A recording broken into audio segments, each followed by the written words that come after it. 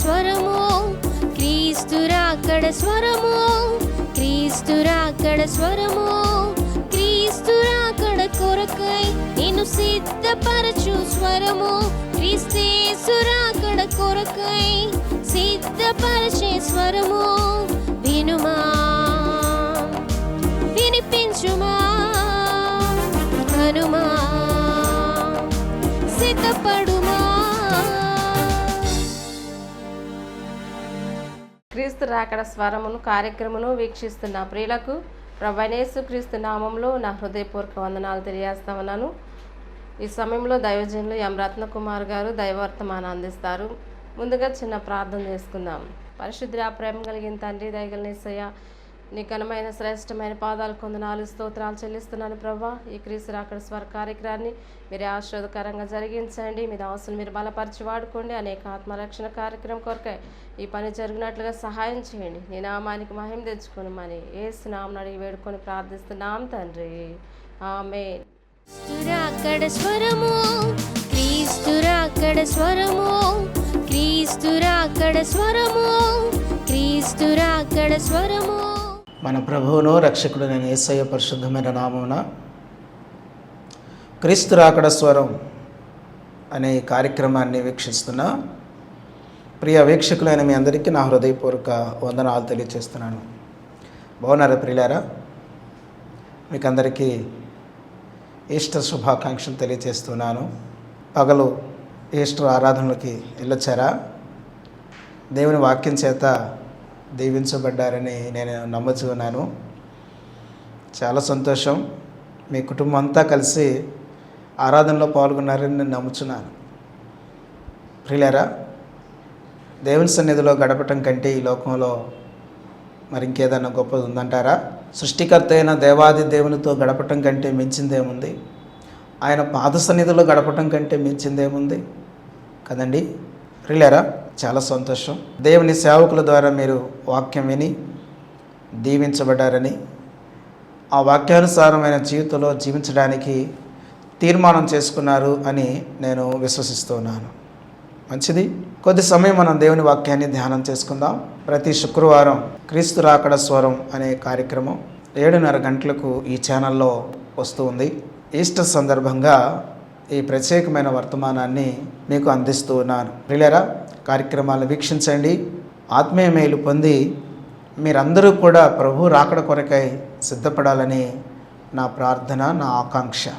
మీరు సిద్ధపడుచు ఉంటుండగా కొంత మీకు సహాయం చేయాలనే సదుద్దేశంతో ఈ క్రీస్తు రాకడ స్వరం కార్యక్రమాలు నిర్వహించబడుతున్నాయి. మంచిది. దేవుని వాక్యాన్ని చదువుకొని వాక్య ధ్యానంలోకి మనం వెళదాం. లూకా సువార్త 24వ అధ్యాయము 5-6 వాక్య భాగాలు చదువుకుందాం. వారు భయపడి ముఖములను నేల మీద మోపి ఉండగా, వీరు సజీవుడైన వానిని మీరెందుకు మృతులలో వెదకుచున్నారు? ఆయన ఇక్కడ లేడు, ఆయన లేచి ఉన్నాడు. ఆయన ఇంకా గలిలయలో ఉండినప్పుడు మనుష్య కుమారుడు పాపిష్టులైన మనుషుల చేతికి అప్పగింపబడి సిలువ వేయబడి 3వ దినమందు లేవలసినదని ఆయన మీతో చెప్పిన మాట జ్ఞాపకము చేసుకొనుడని వారితో అనిరి. దేవుడి ఈ వాక్యాన్ని మన వెనికిడిలో దీవించునుగాక. క్రీస్తునందు ప్రియులారా, చదవబడిన వాక్య భాగాన్ని మనం గమనించినట్లయితే ఈ వాక్యంలో దేవదూతలు మనుషులతో మాట్లాడుతున్న శ్రేష్టమైన మాటలు మనకి ఇక్కడ కనబడుతున్నాయి.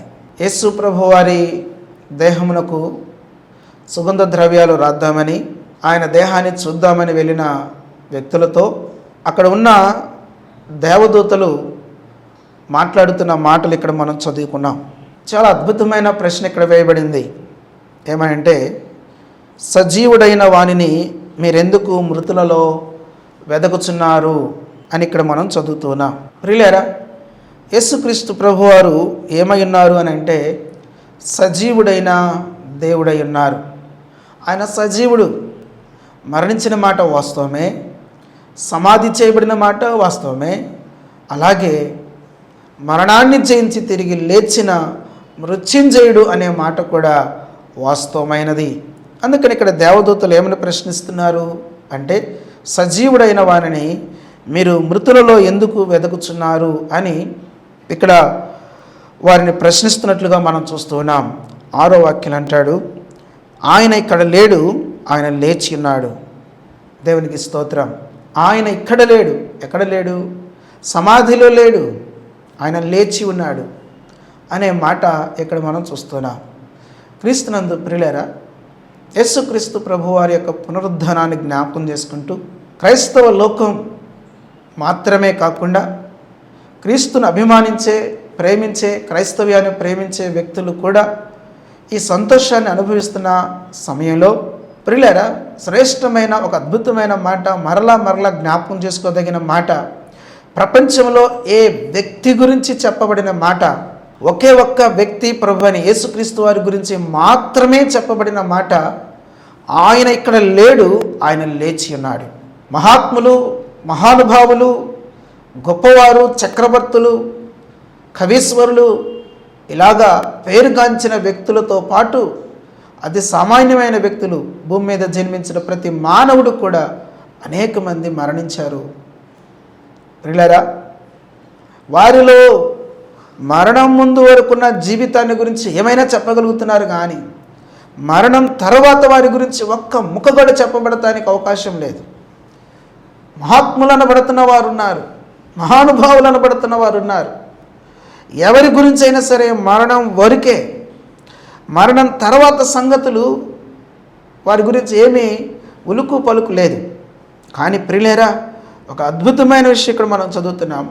ఆయన ఇక్కడ లేడు, ఆయన లేచి ఉన్నాడు. ఆయన ఇక్కడ లేడు, ఎంత అద్భుతమైన మాట అండి. ఆయన ఇక్కడ లేడు అంతటితో ఆగకుండా ఆయన లేచి ఉన్నాడు. ఎవరో తీసుకొని పోలేదు, ఎవరో మాయమంత్రాలు చేయలేదు, మభ్యపెట్టలేదు. ఆయన లేచి ఉన్నాడు అనే మాట ఈ వాక్యంలో మనం చదువుతున్నాం. ఎంత అద్భుతమైన మాట. ఆయన మృత్యుంజయుడైనాడు. ప్రియమైన సోదరి సోదరులారా, ఆయన పునరుద్ధానుడయ్యాడు. యేసు ప్రభువారు ఎందుకు పునరుద్ధానుడయ్యారు? ఆయన పునరుద్ధానం మానవాళికి నేర్పించే పాఠాలేంటి? ఆయన పునరుద్ధానం మానవాళికి ఏమి చెప్పాలనుకుంటుంది అనే సంగతుల గురించి ఈ దినాన మనం మాట్లాడుకుందాం. యేసుక్రీస్తు ప్రభువారు మరణించారు, సమాధి చేయబడ్డారు, తిరిగి లేచారు, అది వాస్తవమే. అయితే ఆయన తిరిగి లేచాడు అనేది మానవాళికి ఏ సందేశం చెప్పాలనుకుంటుంది? కేవలం యేసు ప్రభువారు మరణించి తిరిగి లేచిన ఆ దినాల్లో మాత్రమే ఉన్న వ్యక్తులకు కాదు ఇది. యుగ యుగాలు భూమి మీద మానవాళి ఉన్నంత కాలము కూడా ప్రతి మనుషునికి చేరవలసిన సందేశం, సమాచారం యేసుక్రీస్తు ప్రభువారి యొక్క మరణ, సమాధి, పునరుద్ధాన సందేశాలు. ఆయన ఎందుకు మరణించాడో ప్రతి మనిషి ఎరిగి ఉండాలి. మరణించిన ఆయన సమాధి చేయబడి తిరిగి లేచారు. ఎందుకు లేచారు? దాని గురించిన సంగతి కూడా ప్రతి మనిషి ఎరిగి ఉండాలి. ఎరిగి ఉంటే సరిపోదు, దానిని జీవితంలో కూడా తీసుకోవాలి, దానిని అనుసరించాల్సిన అవసరం కూడా ఉన్నది అనే సత్యాన్ని ఈరోజు నేను దేవుని సేవకునిగా మనం చేస్తున్నాను. ప్రియమైన సోదరి సోదరులారా, యేసు ప్రభు వారు తిరిగి లేచారు అనేది మానవాళికి, ప్రపంచానికి అందించుచున్న సందేశం ఏమిటి అని గనక మనం ఆలోచన చేస్తున్నట్లయితే దేవుని వాక్యంలో కొన్ని విషయాలు మీ ఎదుటి నేను తీసుకొస్తాను. రండి, పరిశుద్ధ గ్రంథం నుంచి అపొస్తలుడైన పౌలు గారు రోమీయులకు రాసిన పత్రిక 1వ అధ్యాయము 5వ వచనాన్ని మనం చదువుకుందాం. యేసుక్రీస్తు శరీరమును బట్టి దావీదు సంతానముగాను మృతులలో నుండి పునరుద్ధానుడైనందున పరిశుద్ధమైన ఆత్మను బట్టి దేవుని కుమారుడుగాను ప్రభావముతో నిరూపింపబడెను. ప్రియులారా, శరీరమును బట్టి దావీదు సంతానముగా యేసు ప్రభువారు నిరూపించబడ్డారు. యేసు ప్రభువారు ఏ గోత్రానికి చెందినవాడు అని అంటే ఖచ్చితంగా టక్కున సమాధానం చెప్తాం, ఆయన యోధా గోత్రానికి చెందినవాడు. ఆయన ఏ వంశానికి చెందినవాడు అని చెబితే దావీదు వంశానికి చెందినవాడు అని ఖచ్చితంగా చెప్పగలుగుతాం. అదే సమయంలో ప్రియులారా, దేనిని బట్టి అనంటే ఆయన మానవునిగా భూమి మీద జన్మించుటను బట్టి. అయితే ప్రియులారా, మరణించి సమాధి చేయబడి తిరిగి లేచిన దానిని బట్టి, అనగా పునరుద్ధానమును బట్టి చెప్పబడుతున్న మాట ఏంటంటే ఆయన దేవుని కుమారుడు అని నిరూపించబడ్డాడు. మానవునిగా భూమి మీద జన్మించుటను బట్టి ఆయన దావీదు సంతానముగా, మరణించి సమాధి చేయబడి తిరిగి లేచడం ద్వారా ఆయన దేవుని కుమారుడుగా నిరూపించబడుతున్న పరిస్థితిని ప్రియులారా ఇక్కడ మనం జ్ఞాపకం చేసుకోవాలి. దేవుని కుమారుడు అంటే దేవుడే అని అర్థం. యేసు ప్రభువారు దేవదూతల్లో పెద్దోడు కాదు. యేసు ప్రభువారు దైవత్వం లేనివాడు కాదు. యేసు ప్రభువారు ఏమైనారంటే ఆయన దేవుడు, ఆయన మహాదేవుడు అని తీతు పత్రికలో చదువుతాం. ఇదే రోమిలికి రాయబడిన పత్రిక 9:5 అపొస్తలుడైన పౌలు గారు పలికిన మాట మనకు తెలుసు కదా. పితరులు వీరివారు, శరీరమును బట్టి క్రీస్తు వీరిలో పుట్టెను. ఈయన సర్వాధికారి అయిన దేవుడయుండి నిరంతరము స్తోత్రార్హుడై ఉన్నాడు. ఆమేన్. ఈయన సర్వాధికారి అయిన దేవుడు. ఎంత గొప్ప విషయం అండి. ఈయన మహాదేవుడు. యోహాను అంటాడు ఈ నిజమైన దేవుడు అంటాడు. యేసు ప్రభువారు దేవుడై ఉన్నారు. ఆయన నిరూపించబడ్డాడు దేవుని కుమారుడు అని. ప్రియులారా, పునరుద్ధానము యేసు ప్రభువారి యొక్క దైవత్వాన్ని నిరూపించింది. యేసు ప్రభువారు కూడా చనిపోయి సమాధి చేయబడి సమాధిలో ఉన్నట్లయితే ఒక మహాత్ముడుగానో ఒక మహానుభావుడుగానో మిగిలిపోయేవాడు. కానీ యేసు ప్రభువారు మరణించి సమాధి చేయబడి తిరిగి లేచడం ద్వారా, పునరుద్ధానుడవుట ద్వారా ఆయన దైవత్వం నిరూపించబడింది. ఆయన దేవుడు అని నిరూపించబడింది. ఎందుకు అనంటే ప్రియులారా, ఆయన సర్వాధికారి అయిన దేవుడు. ఆయన సమాధి మీద అధికారం కలిగిన దేవుడు. ఆయన మరణం మీద అధికారం కలిగిన దేవుడు. మానవ అధికారాల మీద కూడా అధికారం కలిగిన దేవుడు. రోమా ప్రభుత్వం బండ గుహకి అడ్డం వేసి దాని మీద సీల్ వేసి ఉండొచ్చేమో, కానీ ఏ నర మానవుడు దాన్ని ఓపెన్ చేయడానికి అధికారం లేని మాట ఎంత వాస్తవమో, దేవుడు దాన్ని ఓపెన్ చేయగలిగిన సర్వాధికారి అయిన దేవుడు అనే దానికి అద్భుతమైన నిదర్శనము యేసుక్రీస్తు ప్రభువారి యొక్క పునరుద్ధానం. ఆయన సర్వాధికారి అయిన దేవుడు, సర్వశక్తిమంతుడైన దేవుడు. క్రీస్తునందు ప్రియులారా, అది నిరూపించబడింది యేసుక్రీస్తు ప్రభువారి యొక్క పునరుద్ధానము. ఎంత అద్భుతమైనది. కాబట్టి మొదటిగా ఇక్కడ మనం ఏం చూస్తున్నామంటే ఆయన దేవుడు అనే మాట మనం చదువుతున్నాం. ప్రియులారా, యేసు ప్రభువారు పునరుద్ధానుడు అగుడు ద్వారా ఏమి నిరూపించబడుతున్నది అని అంటే రండి రెండో విషయాన్ని మనం చదువుకుందాం.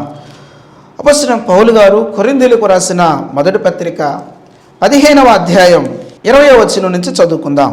ఇప్పుడైతే నిద్రించిన వారిలో ప్రథమ ఫలముగా క్రీస్తు మృతులలో నుండి లేపబడి ఉన్నాడు. మనుష్యుని ద్వారా మరణము వచ్చెను గనుక మనుషుని ద్వారానే మృతుల పునరుద్ధానమును కలిగెను.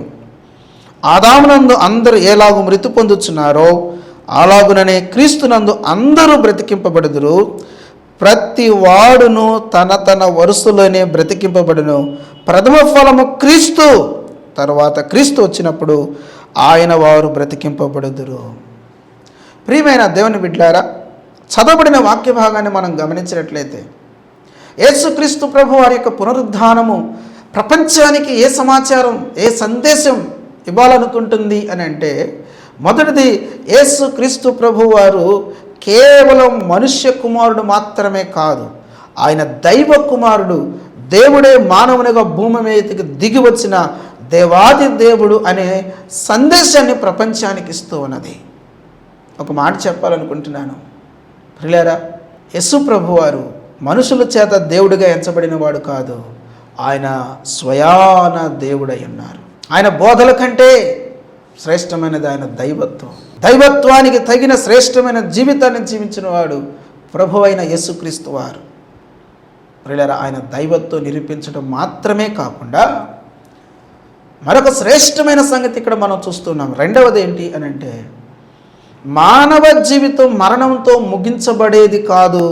మరణం తర్వాత మానవునికి మరో జన్మ కాదు, కానీ మరో జీవితం ఉన్నది అనే సంగతిని యేసుక్రీస్తు ప్రభువారి యొక్క పునరుద్ధానం తెలియజేస్తున్నది.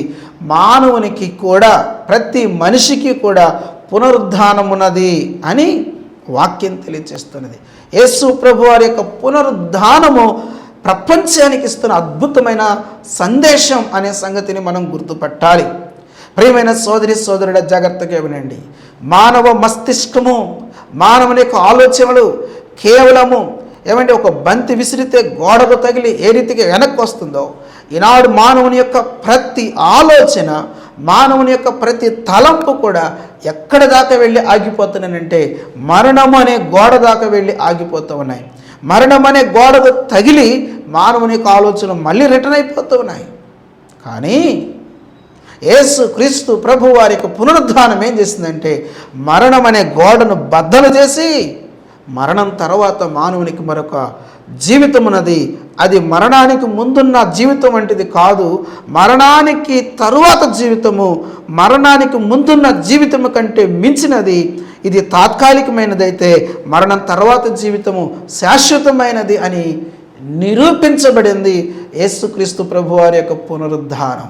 ప్రియమైన సోదరి సోదరుడా, యేసుక్రీస్తు ప్రభువారి పునరుద్ధానం ఎందుకోసము అని అంటే, యేసు ప్రభువారు నిజమైన దేవుడు అని నిరూపించబడడానికి పునరుద్ధాన అనుభవం. పునరుద్ధానం ఎందుకు అని అంటే, కేవలం యేసుక్రీస్తు ప్రభువారికి మాత్రమే కాదు పునరుద్ధానం, సర్వ మానవాళికి కూడా పునరుద్ధానం ఉన్నది అనే సత్యాన్ని తెలియజేయటం కొరకు యేసుక్రీస్తు ప్రభువారి యొక్క పునరుద్ధానం. వాక్యం ఏం చెబుతున్నది అని అంటే, ప్రతి వాడును తన వరుసలోనే బ్రతికింపబడును, ప్రథమ ఫలము క్రీస్తు. ప్రథమ ఫలము క్రీస్తు. మొట్టమొదటిసారిగా యేసు ప్రభువారు తిరిగి లేచారు. ఇప్పుడు మనము కూడా లేపబడతాం. ప్రియులారా, యేసుక్రీస్తు ప్రభువారి పునరుద్ధానము మానవ జీవితానికి నిరీక్షణను ఇచ్చింది. యేసుక్రీస్తు ప్రభువారి యొక్క పునరుద్ధానం మానవ జీవితానికి సత్యాన్ని వెల్లడి చేసింది. యేసుక్రీస్తు ప్రభువారి యొక్క పునరుద్ధానం మానవ జీవితానికి, భూమి మీద జీవించే జీవితానికి సార్థకత ఏ రీతిగా సాధించాలో నేర్పించింది. యేసుక్రీస్తు ప్రభువారి యొక్క పునరుద్ధానం మానవునికి మరో జన్మ కాదుంది, మానవునికి మరో జీవితం ఉన్నది అనే సత్యాన్ని నేర్పిస్తూ ఉన్నది యేసుక్రీస్తు ప్రభువారి యొక్క పునరుద్ధానం.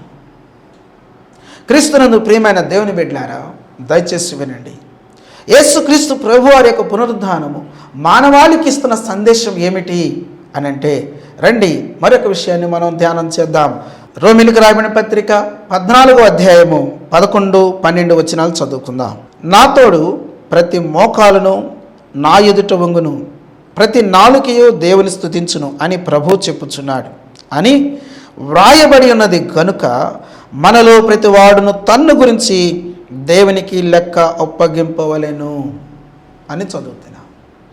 జాగ్రత్తగా వినండి ప్రియమైన దేవుని బిడ్డలారా. యేసుక్రీస్తు ప్రభువారు తిరిగి లేచి ఆ పునరుద్ధానుడైన ఆ సంఘటన మానవాళికి నేర్పిస్తున్న మరొక పాఠం ఏమిటి అని అంటే, మనుషుడు తిరిగి లేవటం మాత్రమే కాదు, ఆదాము మొదలుకొని ప్రతి ఒక్కరూ కూడా తిరిగి లెగుస్తారు. కేవలం లేవటం మాత్రమే కాదు ప్రియులారా, మనందరము కూడా ఆయన ఎదుట నిలువబడి మన జీవితాల గురించి దేవునికి లెక్క అప్పగించాలి అనే ఒక ప్రాముఖ్యమైన సత్యాన్ని పునరుద్ధానం నేర్పిస్తూ ఉన్నది. పునరుద్ధానము మనకు నేర్పిస్తున్న పాఠం ఏమిటంటే, మరణానికి ముందు జీవించిన జీవితాన్ని గురించి, చేసిన ప్రతి పనిని గురించి, ఆలోచించిన ప్రతి ఆలోచన గురించి, చూచిన ప్రతి చూపును గురించి, మాట్లాడిన ప్రతి మాటను గురించి, నడిచిన ప్రతి నడకను గురించి, మన ఆర్థిక విషయాలు కానివ్వండి, మన సమయ విషయంలో కానివ్వండి, మన ప్రతి విషయంలో కూడా సృష్టికర్త అయిన దేవునికి జీవాధిపతి అయిన దేవునికి, సర్వాధికారి అయిన దేవునికి మనము లెక్క అప్పగించాల్సిన అవసరతను ప్రియులారా పునరుద్ధానం మనకి నేర్పించే సందేశం. ఆ పని మనకున్నది. పునరుద్ధానుడు అయిన తరువాత మనం ఆయన ఎదుట నిలబెడతాం. ప్రతి మోకాలు ఆయన ఎదుట వంగుతుంది. మనము ఆయనకి లెక్క అప్పచెప్పవలసిన వారం. ఆయన మానవ జీవితం అకౌంటబిలిటీతో కూడుకున్నది. మానవ జీవితం ప్రియులారా ఆషామాషితో కూడుకునేది కాదు. నువ్వెవరిని అడగడానికి అని మరొక మనిషిని అడగొచ్చేమో, కానీ దేవుని అడగడానికి ఏ మనిషికి కూడా అధికారం లేదు, అవకాశం లేదు, అటువంటి పరిస్థితే లేదు. నీవు నేను మనందరము కూడా ఒకానొక రోజున దేవునికి లెక్క అప్పగించాల్సిన పరిస్థితి ఉన్నది. యేసుక్రీస్తు ప్రభువారి యొక్క పునరుద్ధానము మనకు అందిస్తున్న ఒక అద్భుతమైన సందేశం. అది పునరుద్ధానము ప్రతి సంవత్సరం పండగ చేసుకోండి అనే ఉద్దేశంతో ఇవ్వబడిన కార్యక్రమం కాదు. అది బట్టలు కుట్టించుకొని సంతోషించండి అనే దానికి ఇవ్వబడిన కార్యక్రమం కాదు. ఇది పునరుద్ధానం యొక్క ఉద్దేశం ఏమిటంటే పునరుద్ధాన సందేశాన్ని ఎరిగి ఆ రీతిగా నడుచుకోవాలనేటందుకై ప్రియులారా యేసు ప్రభువారి యొక్క పునరుద్ధాన సందేశం మనకు అందించబడుతున్నది. జాగ్రత్తగా ఈ మాటలు వినాలి. యేసు ప్రభువారి యొక్క పునరుద్ధానం ప్రపంచానికి ఇస్తున్న సందేశం ఏంటంటే భూమి మీద జీవించిన జీవితాన్ని గురించి దేవునికి లెక్క అప్పగించాలి. ప్రతి మనుషుడు అప్పగించాలి. అదే కదా ఇక్కడ మనం చదివింది. మనలో ప్రతి వాడును తన్ను గురించి దేవునికి లెక్క అప్పగింపవలెను అని దేవుని వాక్యం మనకు తెలుస్తుంది. కాబట్టి ప్రియమైన దేవుని బిడ్డలారా, భూమి మీద బ్రతికినంత కాలము నేను దేవునికి లెక్క అప్పగించవలసిన వ్యక్తిని అనే గ్రహింపులో మన జీవితాన్ని జీవించాలి. ఈనాడు యవనస్తులు ఇప్పుడే ఎంజాయ్ చేసేది, ఇష్టానుసారంగా తిరిగే సమయం ఇదే అని అన్నట్టుగా జీవిస్తూ ఉన్నారు. త్రాగుడేంటి, చెడు తిరుగుళ్ళేంటి, విచ్చలవిడి జీవితం ఏంటి, నా ఇష్టం, ట్రెండ్స్ అన్న పేరిట అనేక మంది తమ జీవితాలను పతనం చేసుకున్నాడు. తమ్ముడు చెల్లి జాగ్రత్తగా వినండి. నీ ఇష్టానుసారంగా జీవించే స్వేచ్ఛ, స్వతంత్రం నీకున్న మాట వాస్తవమే, కానీ దేవుని వాక్యం ఏం చెబుతుందో తెలుసా? తమ్ముడు చెల్లి జాగ్రత్తగా వినండి. ప్రసంగి గ్రంథం 11వ అధ్యాయము 9వ వచనాన్ని మనం చదువుకుందాం. యవనుడా, నీ యవనమందు సంతోషపడము, నీ యవన కాలమందు నీ హృదయం సంతుష్టిగా ఉండనేమో, నీ కోరిక చొప్పునను నీ దృష్టి యొక్క ఇష్టము చొప్పునను ప్రవర్తింపుము. అయితే వీటన్నిటిని బట్టి దేవుడు నిన్ను తీర్పులోనికి తెచ్చునని జ్ఞాపకం ఉంచుకొనుము అని చెప్తుంది. ప్రియులారా, యవనస్తులారా జాగ్రత్తగా వినండి, పురుషులారా జాగ్రత్తగా వినండి, సోదరులారా జాగ్రత్తగా వినండి. ఈ మాట వింటున్న ప్రియమైన సోదరి సోదరుడా జాగ్రత్తగా ఈ మాట వినండి. నీ ఇష్టము చొప్పున, నీ దృష్టి యొక్క ఇష్టం చొప్పున, నీ కోరిక చొప్పున, నీ ఆలోచన చొప్పున నడుచుకో, కానీ వీటన్నిటిని దేవుడు తీర్పులకు తెస్తాడని మాత్రం జ్ఞాపకం ఉంచుకో అని వాక్యం చెప్తున్నది. సోదరి సోదరుడా జాగ్రత్తగా వినండి. ఈ లోక నటన గతించిపోతుంది. ఒకానొక రోజున నీ యవనకాల జీవితాన్ని గురించి దేవునికి లెక్క అప్పగించాల్సి వచ్చినప్పుడు ఏం సమాధానం చెప్తావు? వివాహమై జీవితాలు కొనసాగించుచున్న వారు అయ్యుండి కూడా భార్యను కాక ఇతర స్త్రీలతో అక్రమ సంబంధాలు పెట్టుకొని జీవించుచున్న వారు దేవునికి ఏం సమాధానం చెప్పగలుగుతారు? భర్తను కాదని పరాయి పురుషులతో అక్రమ సంబంధాలు పెట్టుకొని జీవించుచున్న వారు దేవునికి ఏం లెక్క అప్పగించగలుగుతారు?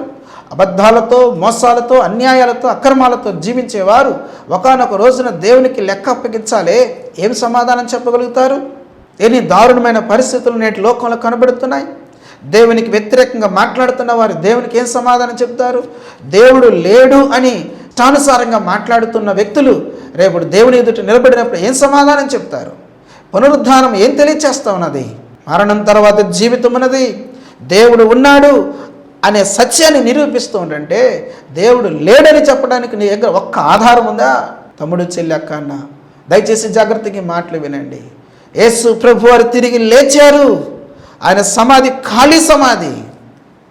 ఎందుకు లేచారంటే ఆయన మనకు అనేకమైన అద్భుతమైన సందేశాలు ఇవ్వటం కొరకు ఆయన తిరిగి లేచారు. మనం దేవునికి లెక్క అప్పగించాలి. ఆయన ఎందుకు లేచారు అని అంటే ప్రియులారా, మరొక శ్రేష్టమైన సంగతి నేను మీ ఎదురు తీసుకొస్తాను. అదేంటి అని అంటే దేవుని వాక్యంలోంచి మీ ఎదురు తీసుకొస్తాను. హెబ్రీయులకు రాయబడిన పత్రిక 9వ అధ్యాయము 16వ వచనాన్ని చదువుతున్నాను. మరణ శాసనం ఎక్కడ ఉండునో అక్కడ మరణ శాసనం రాసిన వాని మరణము అవశ్యం. ఆ శాసనం రాసిన వాడు మరణం పొందితేనే కానీ అది చెల్లును. అది వ్రాసిన వాడు జీవించుండగా అది ఎప్పుడు అయినను చెల్లునా. అందుచేత మొదటి నిబంధన కూడా రక్తము లేకుండా ప్రతిష్ఠింపబడలేదు. ధర్మశాస్త్ర ప్రకారం మోషే ప్రతి ఆజ్ఞను ప్రజలతో చెప్పిన తరువాత ఆయన నీళ్లతోనూ రక్త వర్ణము గల గొర్రె బొచ్చుతోనూ హిస్సోపుతోనూ కోడెల యొక్కయు మేకల యొక్కయు రక్తమును తీసుకొని దేవుడు మీ కొరకు విధించిన నిబంధన రక్తం ఇదే అని చెప్పొచ్చు గ్రంథము మీదను ప్రజలందరి మీదను ప్రోక్షించెను. అదేవిధముగా గుడారం మీదను సేవాపాత్రలన్నింటి మీదను ఆ రక్తమును ప్రోక్షించెను. మరియు ధర్మశాస్త్ర ప్రకారం సమస్త వస్తువులను రక్తము చేత శుద్ధి చేయబడిననియు రక్తము చిందింపకుండా పాపక్షమాపణ కలుగదనియు సామాన్యముగా చెప్పవచ్చును. ప్రియమైన దేవుని బిడ్డారా, దయచేసి జాగ్రత్తగా వినండి. ఇక్కడ మనం గమనించాల్సిన ఒక ప్రాముఖ్యమైన విషయం ఏంటంటే, యేసు ప్రభువు వారు చనిపోయినప్పుడు తన పవిత్రమైన రక్తాన్ని భూమి మీద చిందించారు, సిలువలో చిందించాడు. ఇప్పుడు ప్రధాన యాజకుడు పశువును వధించిన తర్వాత ఆ పశువు యొక్క రక్తాన్ని తీసుకొని అతి పరిశుద్ధ స్థలంలోకి వెళ్తాడు. వెళ్ళి ప్రజల నిమిత్తం, తన నిమిత్తం, పాపక్షమాపణ నిమిత్తమై అక్కడ దేవునికి ఆ రక్తాన్ని సమర్పిస్తాడు. ప్రియులారా, అదేవిధంగా ప్రధాన యాజకుడు అయిన యేసు ప్రభువారు మన కొరకు తన పవిత్రమైన రక్తాన్ని తీసుకుని వెళ్ళి తండ్రికి సమర్పించాడు. ఆ రక్తము తండ్రి అయిన దేవుడు అంగీకరించాడు అనే దానికి గుర్తు యేసుక్రీస్తు ప్రభువారి యొక్క పునరుద్ధానం. మనం ఏం చదువుకున్నాం? రక్తము చిందింపబడకుండా పాపక్షమాపణ లేదు అని. చిందించబడిన రక్తము అంగీకరించబడాలి. వినండి జాగ్రత్తగా.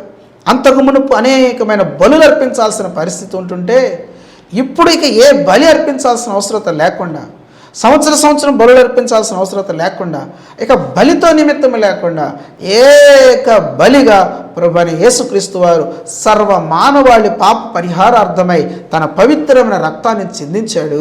ఆ రక్తాన్ని తండ్రి అయిన దేవుడు అంగీకరించాడనే దానికి గుర్తు యేసు ప్రభు వారి యొక్క పునరుద్ధానం. ప్రియమైన సోదరి సోదరుడా, జాగ్రత్తగా వినండి. నీవెవరైనా సరే, ఏ పాపములు ఉన్నా సరే, ఏ భయంకరమైన బంధకాల్లో ఉన్నా సరే, జాగ్రత్తగా వినండి. యేసు క్రీస్తు రక్తము నిన్ను పవిత్రపరిచి దేవుని దృష్టిలో పవిత్రునిగా, పవిత్రురాలుగా, పరిశుద్ధునిగా, పరిశుద్ధురాలుగా చేయగలిగిన శక్తి కలిగినది యేసు క్రీస్తు ప్రభువారి యొక్క పరిశుద్ధమైన పవిత్రమైన రక్తం. గొర్రెల యొక్క, మేకల యొక్క, కోడెల యొక్క, ఏ పశువు యొక్క, జంతువు యొక్క రక్తము చేత మానవుడు పాపక్షమాపణ పొందలేడు. కానీ ఏ బలి యొక్క అవసరత లేకుండా యేసుక్రీస్తు ప్రభువారి శిలువలో చెందించిన పవిత్రమైన రక్తము చేత మానవాళికి గొప్ప విమోచన దొరికింది. ప్రియులారా, అది విమోచించబడ్డాము, విమోచించబడగలము, మనము దేవునితో సంబంధం కలిగి ఉండగలము అనే దానికి గుర్తుగా యేసుక్రీస్తు ప్రభువారు పునరుద్ధానుడై తిరిగి లేచారు.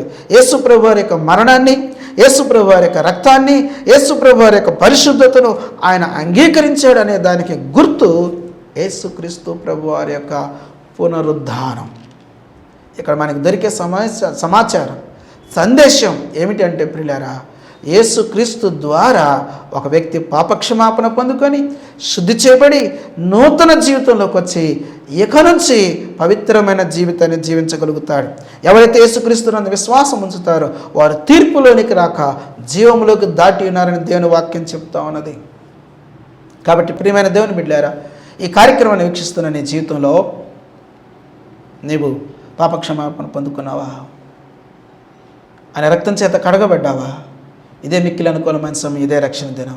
రండి, యేసు ప్రభువారు నేను క్షమించి తన బిడ్డగా చేసుకొని నిత్య జీవమును తనతో పాటు ఉంచుకోవడానికి ఆయన ఇష్టపడుతున్నాడు. దేవుడు అట్టి కృపను మీ అందరికీ సమృద్ధిగా దయచేసి దీవించును గాక. ప్రార్థన. ప్రియమైన తండ్రి, నీకు వందనాలు. మా కొరకు మీరు మరణించి సమాధి చేయబడి పునరుద్ధానుడైనందుకే నీకు స్తోత్రాలు చెల్లిస్తూ ఉన్నాం. దయగల తండ్రి, వెతబడిన ప్రతి మాటకు నీరు గట్టి ఫలింపచేయండి. పునరుద్ధాన అనుభవం ప్రభు మేము కూడా పొందుకోవాల్సి ఉంటుండగా, అయ్యా మా పునరుద్ధానం నీతో యుగయుగాలుండే పునరుద్ధానము ఉండినట్లు దీవించి ఆశీర్వదించి మహిమ పొందండి. ఈ కార్యక్రమం వీక్షించిన వారు ప్రతి ఒక్కరిలో ఈ గొప్ప కార్యం జరిగించండి. ఇప్పటికీ ఇటు అనుభవంలో ఉన్న ప్రతి ఒక్కరిని దీవించండి తండ్రి, భద్రపరచండి. నీ రాకడ కొరకే నన్ను మమ్మల్ని అందరినీ సిద్ధపరిచి మహిమ పొందమని యేసయ్య నామమున ప్రార్థన చేసి స్తోత్రాలు అర్పించి వేడుకొనుచున్నాను తండ్రి. ఆమేన్. త్రియక దేవుని శాంతి సమాధానం ఇప్పుడు ఎల్లప్పుడు సదాకాలం మనందరికీ తోడే నడిపించి దీవించును గాక. ఆమేన్. Praise the lord.